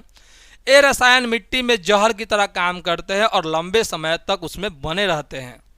अगला है औद्योगिक अपशिष्ट। फैक्ट्रियों से निकलने वाला कचरा जैसे भारी धातु लेड अभी नाम लिए थे ना, लेड, मरकरी, प्लास्टिक को जमीन पर फेंकने से मिट्टी जहरीली हो जाती है। फैक्ट्री से कचरा निकला उसको फेंक दिए, शीशा निकला उसको फेंक दिए, भाई खत्म, आपका मिट्टी बर्बाद है। वो घरेलू ठोस कचरा प्लास्टिक हो गया, टॉयलेट का कचरा हो गया, इलेक्ट्रॉनिक वेस्ट कुछ टूट फूट गया, उसको हम क्या कर दिए, मिट्टी में फेंक दिए, फिर उसको दाब दिए। तो ये सब ऐसा नहीं करना। अगर मिट्टी में प्लास्टिक दाब रहे हैं, कचरा दाब रहे हैं, तो उससे मृदा क्या हो जाएगी, प्रदूषित हो जाएगी। चौथा है परमाणु अपशिष्ट। परमाणु संयंत्रों से निकला कचरा भी कई वर्षों तक मिट्टी को प्रदूषित, जिससे जहाँ जहाँ पर नाभिकीय ऊर्जा संयंत्र होगा वहाँ जो कचरा निकलता है ना, वो मिट्टी को क्या करता है, बंजर कर देता है, भूमि को बंजर कर देता है, वह फसल होगा ही नहीं। तो ये कुछ कारण थे मृदा प्रदूषण के। इनसे क्या क्या हानियाँ समझते हैं। हानि यही होगा भाई, मिट्टी में गंदगी बढ़ गया तो मिट्टी में आवश्यक पोषक तत्व खत्म हो जाएंगे और फिर सर वहाँ पर फसल होगा, फसल नहीं होगा। सूक्ष्म जीव आप सुने होंगे, पढ़े होंगे, केचुआ। केचुआ के बारे में सुने होंगे। केचुआ को क्या कहते हैं, किसानों का मित्र कहते हैं। केचुआ को क्या कहते हैं, किसानों का मित्र कहते हैं। किसानों का मित्र क्यों है, क्योंकि ये फसल की पैदावार है उसको बढ़ाया जाता है, लेकिन ज़्यादा केमिकल का उपयोग करेंगे मिट्टी में रहने वाले लाभकारी जीव जैसे केचुआ मर जाते हैं और मिट्टी को उपजाऊ बनाने में मदद करते थे, लेकिन फिर फसल क्या हो जाएगा, खराब हो जाएगा। जल प्रदूषण। अब मिट्टी में केमिकल डालिएगा और मिट्टी में जल भी तो है, भूमि के अंदर भूमिगत जल, तो हमारा जल भी क्या होगी, प्रदूषित होगी। मानव स्वास्थ्य पर प्रभाव। प्रदूषित मिट्टी में होगी सब्जियां और फल खाएंगे तो स्वस्थ रहेंगे। आज हम जितना ही फल और सब्जी खा रहे हम लोग लगता है हम बहुत स्वस्थ है, लेकिन नहीं सर। यदि आप अपने आप का टेस्ट कराएंगे लैब में जाकर डॉक्टर के पास, तो आपके शरीर में अनेक बीमारियां मिलेंगी और इसका मुख्य कारण है इन प्रदूषित मिट्टी पर उगने वाले फल और सब्जियां। त्वचा रोग, कैंसर, अन्य गंभीर बीमारियां हो सकती है। पशु पक्षियों पर भी असर होगा, बिल्कुल, बिकॉज मिट्टी पर ही तो रहते हो। इनको रोकने का उपाय क्या है, जैविक खेती करना है। जैविक खेती मतलब केमिकल का, कीटनाशक का उपयोग न करके गोबर का उपयोग करना है, वर्मी कंपोस्ट या अन्य जैविक खादों का उपयोग करना है। दूसरा, कचरे का सही निपटार। कचरे को खुले में फेंकना है नहीं, खुले में ना फेंकना है, उसको उचित उसका तरीका होगा, उस तरह उसको निपटान करना है। उद्योगों पर नियंत्रण। उद्योग को यह नियंत्रित देना है, चेतावनी देना है कि वो कचरे को खुले में न फेंक करके उचित स्थान पर रखें। चौथा, वनों और पेड़ पौधों की रक्षा। पेड़ पौधे अधिक से अधिक लगाना है, वनों को सुरक्षा करना है, वनों को बचा कर रखना है। पांचवा, जन जागरण। इस सब में लिखना है जन जागरूकता अभियान, बिकॉज अगर लोगों को जब वनों का महत्व नहीं पता होगा तो फिर वो उस वन का रक्षा नहीं कर पाएंगे। अगला है ध्वनि प्रदूषण। बिल्कुल, जब किसी स्थान पर आवाज इतनी तेज और अत्यधिक हो जाती है कि वह मानव और अन्य जीवों के जीवन को क्या करते हैं। अगर आवाज नॉर्मल है तो ठीक है, अगर आवाज सामान्य से ज़्यादा हो गया तो मानव जीवन को क्या करता है, वो तबाह कर देता है। चिड़चिड़ापन सी भावना होती है, गुस्सा आता है, तो यही है ध्वनि प्रदूषण। कारण, वाहनों का शोर। शहर में जाइए, सड़क पर ज़्यादा वाहनों के चलते निकलने वाली तेज आवाज़ जैसे हॉर्न, इंजन की आवाज़। इसलिए सरकार क्या कर रही है, सीएनजी बस अपना रही है, आवाज़ ही नहीं है इसमें। हॉर्न बजता है, गाड़ी का इंजन बजता है, तो इससे शोर तो होगा। औद्योगिक मशीनरी, अभी भी बहुत सारे उद्योग, जैसे चीनी उद्योग को देख लीजिए, पुराने मशीन है। सीमेंट उद्योग में पुराने मशीन, जब चलता है तो लगता है कोई एरोप्लेन उड़ रहा है। लो भाई, तो ध्वनि प्रदूषण का कारण। अगला है समारोह और सामाजिक कार्यक्रम। कोई प्रोग्राम होता है, डीजे बजा दिए, अब पवन सिंह ने गाना बजा दिए, एकदम डीजे डिस्को डांस कर रहे हैं, और इतना फुल कर दिए कि खुद तो सुन ही रहे हैं, आसपास के 10 लोग को सुना रहे हैं, 10 चौक दूर सुन रहा है। तो वैसा नहीं करना। अगर वैसा कर रहे हैं तो समझ रहे हैं कारण क्या है, लाउड स्पीकर का बजना, डीजे का बजना, वाहनों का शोरगुल, उद्योगों में चलने वाले पुराने मशीन, निर्माण कार्य, कहीं पुल बन रहा है, कहीं बिल्डिंग बन रहा है, कहीं खुदाई हो रहा है, तो आवाज़ तो उत्पन्न होंगे ही। आयुध और आतिशबाजी, आजकल एरोप्लेन चल रहा है, आजकल वो मिसाइल उस पर छोड़ रहा है ना, तो मिसाइल का छोड़ना, युद्धों में हथियार का चलना, तो इन सब से आवाज़ उत्पन्न होता है। तो इसी को लिखा गया आयुध और आतिशबाजी, जैसे में फायरिंग, आतिशबाजी के समय होने वाली तेज आवाज़। इनसे हानियाँ क्या होती है? श्वास समस्याएं, कानों में दर्द, ज़्यादा आवाज़ तेज होगा कान में दर्द होगा, सुनने की क्षमता में कमी, तंत्रिका तंत्र पर बुरा प्रभाव। ज़्यादा साउंड में क्यों लोग बोलते हैं हमेशा ईयरफोन मत लगाओ, ज़्यादा ईयरफोन लगाओगे आवाज़ फुल होगा, तुम्हारा तंत्रिका तंत्र कुछ समय बाद असंतुलित होगा, काम करना धीमी कर देगा।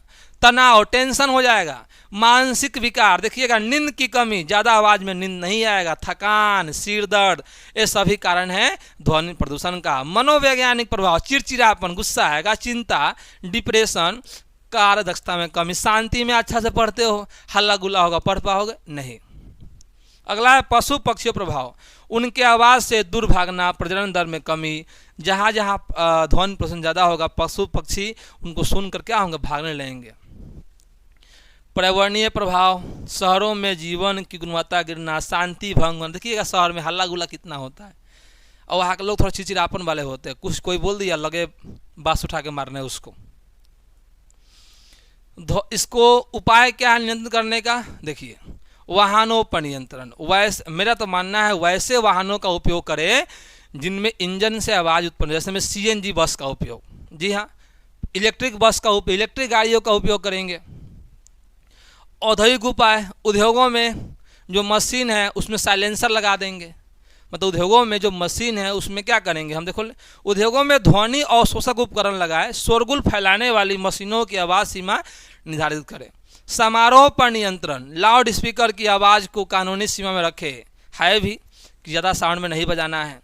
हरे भरे क्षेत्र बनाए, पेड़ पौधे जहाँ ज़्यादा होंगे वहाँ प्रदूषण उतना, ध्वनि प्रदूषण उतना नहीं होगा। जन जागरूकता, लोगों को ध्वनि प्रदूषण के दुष्प्रभाव के बारे में क्या करेंगे? बताएंगे हम। पांचवा हम लोग का है रेडियो धर्मी प्रदूषण। जब पृथ्वी के वातावरण जल या मृदा में, मतलब पृथ्वी का वातावरण जल या मृदा में रेडियो पदार्थ, पढ़ा है कुछ देर पहले, रेडियो पदार्थ में सर जी पोलोनियम, यूरेनियम, ये आ रहा है ना, यूरेनियम सुने भी होंगे आप लोग, थोरियम, प्लूटोनियम। अगर ये सभी पदार्थ देखिए हमारे जल में, मिट्टी में मिल जाते हैं तो हमारे जीवन क्षमता, जीवन की गुणवत्ता नष्ट कर देते हैं। तो इन सब को ही हम नाम देते हैं रेडियो धर्मी। ये सभी रेडियो सक्रिय पदार्थ हैं जो नाम लिखे हैं, पोलोनियम, यूरेनियम, थोरियम, प्लूटोनियम। तो जब पृथ्वी का वातावरण जल या मृदा में रेडियो धर्मी पदार्थ जैसे यूरेनियम, थोरियम, प्लूटोनियम इस प्रकार मिल जाते हैं कि वे जीवों के जीवन और पर्यावरण के लिए खतरनाक हो जाते हैं, तो इसे कहते हैं रेडियो धर्मी प्रदूषण। कारण क्या है हम बताए हैं, परमाणु ऊर्जा संयंत्र, जैसे में आप पढ़े होंगे तारापुर में है महाराष्ट्र में, रावत भट्टा, नरौरा, कलपक्कम, इन सभी का आप नाम जरूर सुने होंगे। ये सही परमाणु ऊर्जा संयंत्र है। तो परमाणु ऊर्जा संयंत्रों में होने वाली दुर्घटना या विकिरण रिसाव से रेडियोधर्मी पदार्थ वातावरण में फैल जाते हैं। इन संयंत्रों में रेडियो थोरियम का, यूरेनियम का प्रयोग करते हैं ऊर्जा के लिए, तो इनसे रेडिएशन निकलता है और वह प्रदूषण फैलाता है। परमाणु परीक्षण, आजकल देख रहे हैं भारत खूब मिसाइल बना रहा है, अमेरिका मिसाइल बना रहा है, चाइना बना रहा है। जब मिसाइल जब बनते हैं ना तो इनका परीक्षण होता है पहले। जब परीक्षण होता है तो भारी मात्रा में धुआं निकलते हैं, रेडिएशन निकलते हैं। औद्योगिक अपशिष्ट, कुछ औद्योगिक प्रक्रियाओं में रेडियोधर्मी पदार्थों का उपयोग होता है जिनका कचरा सही तरीके से निपटाने में लापरवाही से प्रदूषण फैलता है। चिकित्सा और अनुसंधान प्रयोगशालाएं, जी हाँ, चिकित्सा के क्षेत्र में हम रेडियो सक्रिय पदार्थ का उपयोग करते हैं तो इनसे भी प्रदूषण होता है।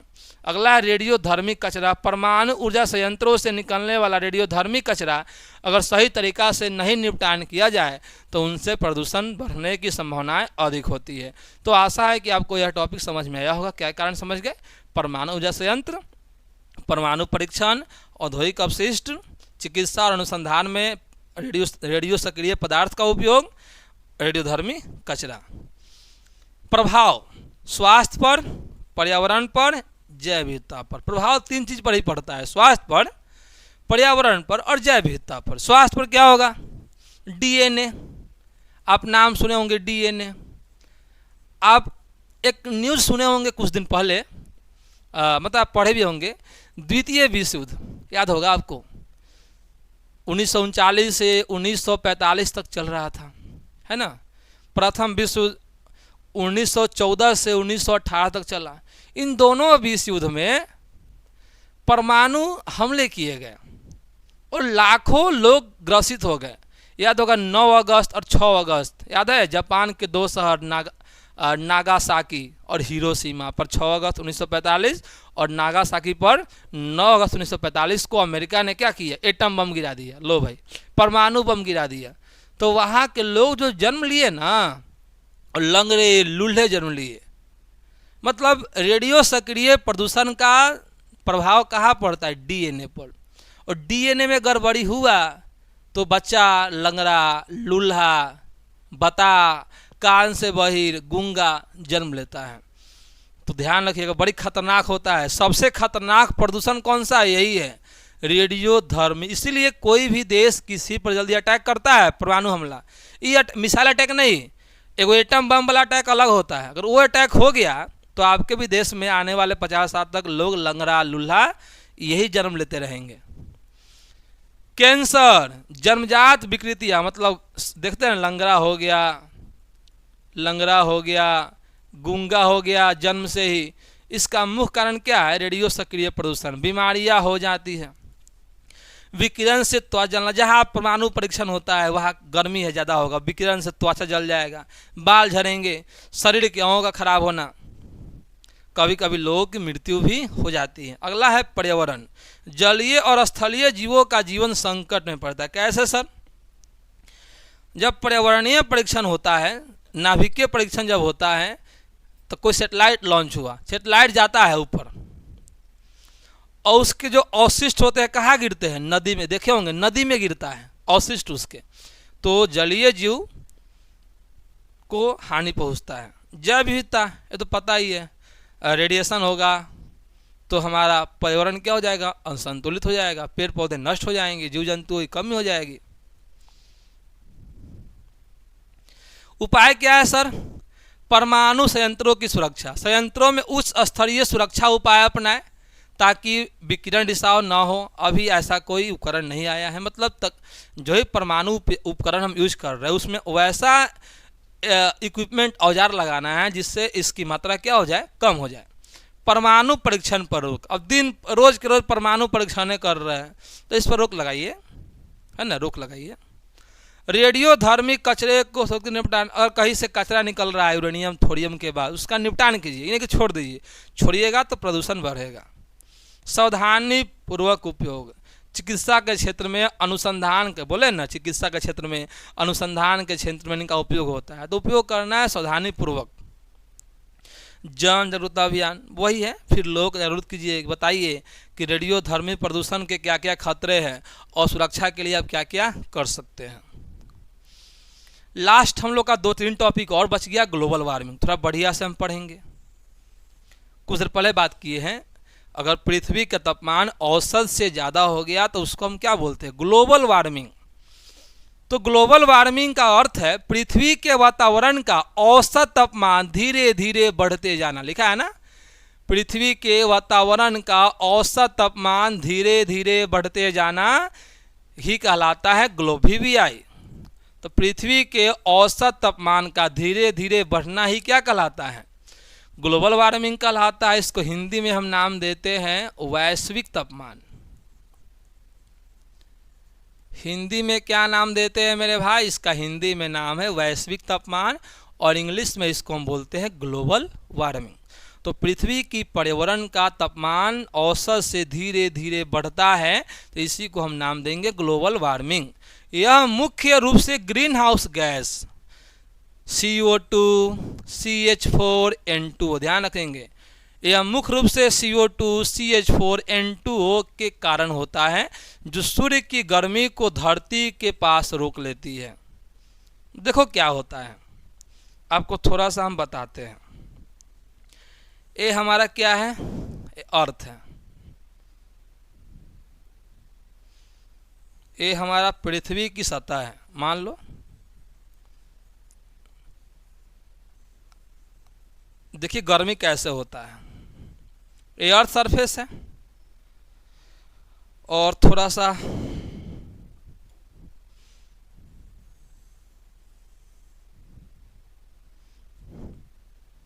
ये मान लीजिए सूरज भगवान है, सन है। सूरज का प्रकाश इस तरह से पृथ्वी पर पहुंचता है, और ये हम लोग का क्या है? वायुमंडल। ध्यान से थोड़ा देखिएगा, ये हम लोग का वायुमंडल है। मान लीजिए ये हमला क्या है? ये हम लोग का है वायुमंडल। इसको अगर समझ गए बढ़िया से, कोई दिक्कत नहीं होने वाला है। तो ये हम लोग का पृथ्वी की सतह है, वायुमंडल है। सूर्य से प्रकाश आ रहा है, इसको हम बोलते हैं सूर्य का विकिरण, या इसी को हम नाम देंगे सूर्य का प्रकाश। चलो, और यहाँ पर CO2 है, ऑक्सीजन भी है, बहुत सारा गैस है कि नहीं है? CO2 है, ऑक्सीजन है, मीथेन है, बहुत सारा गैस है। जब सूर्य से प्रकाश निकलती है तो वायुमंडल में आ गया, ठीक है सर, आ गया। तो CO2 क्या करता है? इन प्रकाश को आने तो देता है, लेकिन शाम के समय अब गर्मी आ गया ना भाई, सूर्य के प्रकाश में क्या है? गर्मी है कि नहीं है? इनको हम क्या नाम दिए? विकिरण। विकिरण क्यों बोलते हैं? क्योंकि इनके प्रकाश में गर्मी होती है। तो सूर्य की प्रकाश पृथ्वी पहुंचती है, पृथ्वी को धीरे धीरे क्या किया? सूर्य का प्रकाश आया सुबह में, पृथ्वी दिन भर गर्म हुई, और शाम को जब सूर्यास्त होता है तो फिर गर्मी निकलेगा ना। तो शाम को जब गर्मी निकलता है, इस तरह से ये आ रहा था, जब इस तरह से गर्मी जब शाम को निकलेगा, तो जहाँ जहाँ CO2 होगा, इस गर्मी को निकलने देगा नहीं सर। तो यही कारण है कि पृथ्वी का तापमान औसत से क्या होता है? बढ़ जाता है। तो CO2 क्या करता है? सूर्य की आने वाली विकिरण को आने तो देता है, लेकिन जब शाम के समय सूर्यास्त जब होता है, और जब उष्मा पृथ्वी से निकलती है और बाहर निकलना चाहती है, तो जहाँ जहाँ CO2 होगा, उस उष्मा को क्या कर लेगी? उस विकिरण को जो जा रही थी, अब पहले आया था अब जा रही, उसको रोक लेगा। सोचिए, गर्मी को रोकेंगे तो ठंडा लगेगा, गर्मी लगेगा ना। जी हाँ, तो यही कारण है कि शाम के समय गर्मी ज़्यादा लगता है। तो देख रहे हैं ना, पृथ्वी का तापमान औसत से अधिक बढ़ा, तो इसी को हम नाम देते हैं, क्या नाम दिए? Global warming. ठीक है, ध्यान रखिएगा। कौन सा गैस? CO2 gas. समझ में अब आ गया होगा आपको।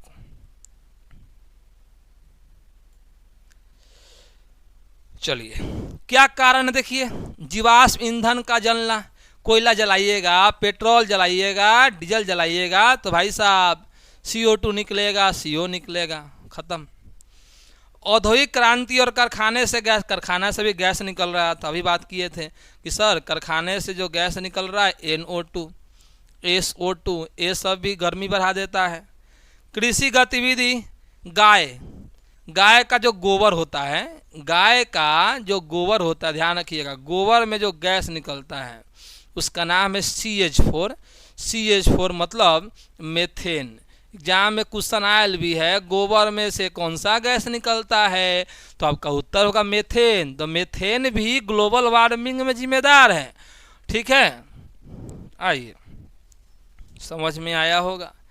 अगला है ग्लोबल वार्मिंग का प्रभाव, यही होगा, तापमान में वृद्धि होगा। ग्लेशियर, सुनते होंगे उत्तराखंड में बाढ़ आ गया, सुनते होंगे कि सर उत्तराखंड में क्या आ गया, बाढ़। काहे सर, वहाँ होता है क्या, वह ग्लेशियर है, हिमनद है, और गर्मी जब बढ़ेगा तो पिघलेगा, पिघलेगा तो भारी मात्रा में पानी निकलती है और बाढ़ आ जाता है। समुद्र का जल स्तर बढ़ना, भाई नमक है, पिघलेगा। चरम मौसमी बदलाव, सूखा, बाढ़, तूफान, सुनते हो सूखा आ गया, बाढ़ आ गया, तूफान हो गया, ये सभी कारण ग्लोबल वार्मिंग है। जैव विविधता पर खतरा, मानव स्वास्थ्य पर बुरा असर, हीट स्ट्रोक, सुनते होंगे लू मार दिया है, बीमारी हो गया गर्मी के दिनों में। उपाय क्या है, वृक्षारोपण करेंगे, सौर ऊर्जा, पवन ऊर्जा का इस्तेमाल करेंगे, साइकिल चलाएंगे, निजी वाहन का उपयोग कम करेंगे, ये सब इसके उपाय हैं। अगला टॉपिक है गृह हरित प्रभाव। ग्रीन हाउस प्रभाव वह प्रक्रिया है जिसमें वायुमंडल की कुछ गैसें CO2, CH4, कौन कौन गैस, CO2, CH4 सूर्य की गर्मी को धरती के पास रोक लेती है और उसे बाहर नहीं निकलने देती है। बस गर्मी को अगर रोक रहा है, देखिए अगर गर्मी बढ़ता है ना औसत से तो उसको बोले ग्लोबल वार्मिंग। लेकिन अभी बात की है CO2 गैस क्या करता है, CO2 गैस, CH4 मीथेन, इस सूर्य की विकिरण को धरती पे आने देता है लेकिन वापस उसको जाने नहीं देता है। तो आने तो देता है लेकिन वापस जाने नहीं देता है, उससे रोक लेता है जिससे पृथ्वी गर्म हो जाती है। इसी को हम बोलते गृह हरित प्रभाव। आने तो दिया विकिरण ऊर्जा को लेकिन वापस उसे जाने नहीं दिया शाम के वक्त। तो इस तरह यही प्रभाव क्या कहलाता है, गृह हरित प्रभाव। समझ गया ना। तो गृह हरित प्रभाव क्वेश्चन भी जाता है, गृह हरित प्रभाव या ग्रीन हाउस इफेक्ट कौन दिखाता है, तो ऑप्शन में रहेगा CO2, CH4 मार दीजिएगा, कोई एगो रहेगा। यह कैसे होता है, देखिए कैसे होता है, थोड़ा समझ लेते हैं। सूर्य से आने वाली किरणें पृथ्वी पर, अभी बात की है ना इस तरह से, देखिए यह बनाते हैं, अभी बात की है, पीछे देखिए। सूर्य से आने वाली किरणें पृथ्वी पर क्या हो रही है, पहुंच रही है, ठीक है सर। पृथ्वी उस ऊर्जा को क्या करता है, अवशोषित करता है और शाम को फिर वापस भेजता है। पहले इस तरह से आ रही थी और ये आया मांगो सुबह में आ रहा है, और शाम में पृथ्वी, जब शाम हो गया इस गर्मी को पृथ्वी क्या कर रही है, इस तरह से छोड़ दी। लेकिन वायुमंडल की ग्रीन हाउस गैस उससे रोक लेती है, इसको निकलना था बाहर, लेकिन यहाँ CO2 है, मीथेन है, इन गैस को क्या कर लेगा, इनको रोक लेगा। और जब रोक लेगा तो हमारा शाम को गर्मी खूब ज़्यादा हो जाता है। तो आने तो देता है लेकिन जाने नहीं देता है, यही कहलाता है गृह हरित प्रभाव। और यदि यही तापमान बढ़ जाता है तो वो कहलाता है ग्लोबल वार्मिंग। समझ में आ गया होगा। कौन कौन सी गैस मुख्य रूप से है, carbon dioxide, methane, nitrogen oxide, जलवाष्प। हाँ याद रखिएगा, जलवाष्प भी गृह हरित प्रभाव। एग्जाम में क्वेश्चन आया है, इनमें से एक क्वेश्चन आपका UPSC का है, देखा जाए तो मैं बता रहा हूँ, एक क्वेश्चन आया हुआ, इनमें से कौन ऐसा गैस है जो ग्रीन हाउस गृह हरित प्रभाव दिखाता है। ऑप्शन में था CO2, वाटर वेपर मतलब जलवाष्प, N2O, मीथेन, बहुत सारा ऑप्शन था। तो जितने भी गैस आप देख रहे हैं ये सभी गृह हरित प्रभाव दिखाएंगे और इन सभी के ज़्यादा होने से गर्मी हमारी बढ़ेगी। तो इसका प्रभाव क्या होता है, ग्लोबल वार्मिंग पड़े। ग्लोबल वार्मिंग का कारण क्या है, यही है जलवायु परिवर्तन, कृषि उत्पादन में कमी, मानव स्वास्थ्य पर असर, बाढ़, सूखा, यही सब।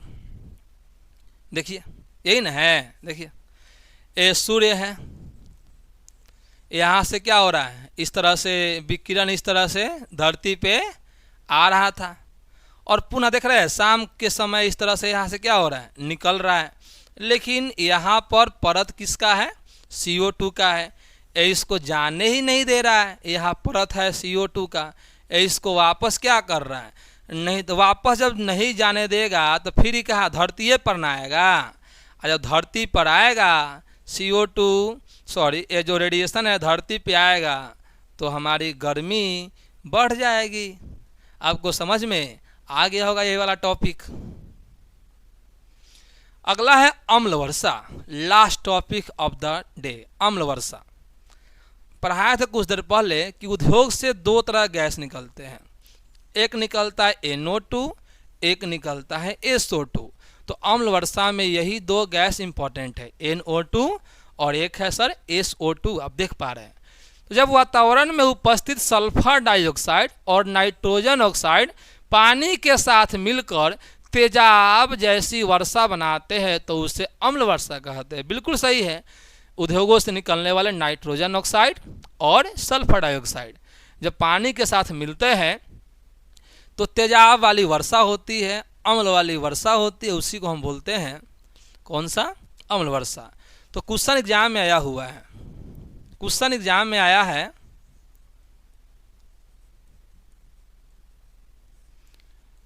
अम्ल वर्षा में कौन कौन सी अम्ल होती है, अम्ल वर्षा में कौन कौन सी अम्ल होती है। तो दो अम्ल होता है, एक अम्ल होता है नाइट्रिक अम्ल, ध्यान से देखिएगा, एक अम्ल होता है नाइट्रिक अम्ल जिसको हम बोलते हैं HNO3, और एक अम्ल होता है सल्फ्यूरिक अम्ल, सल्फ्यूरिक